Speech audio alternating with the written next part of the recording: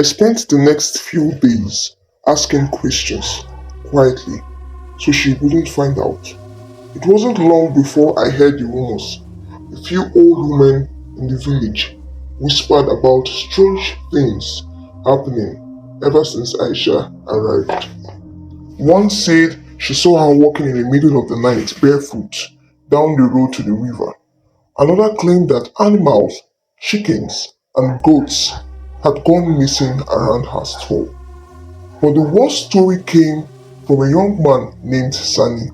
He told me that people who ate from Aisha's store started falling sick. Some even disappeared. I asked him if anyone had seen where they went, and his face went pale. No one knows, he said. But some say they hear cries from the forest at night, not human cries, something else. That night, I decided to go to her store after dark. It was dangerous, I knew, but I couldn't shake the feeling that something terrible was happening and I needed to see it with my own eyes. I waited until everyone had left the market and crept up to her store. The fire in her stove was burning, but the place was empty. I heard a voice coming from behind the store, so I followed it. What I saw next chilled me to the bone. There in the darkness, Aisha was crushing over a pot, stirring it slowly. But this wasn't normal food. The smell was different, rotten, like something had died inside. I watched as she pulled something out of the pot.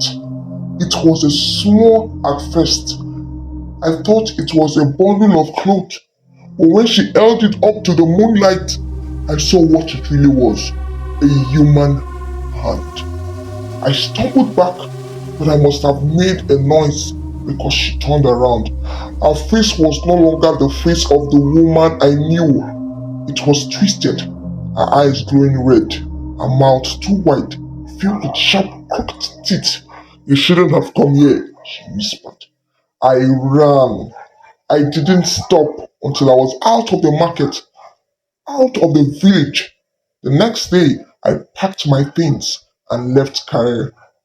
I never told anyone what I saw, but I heard stories in the months that followed. The food seller vanished one night, just like she had appeared.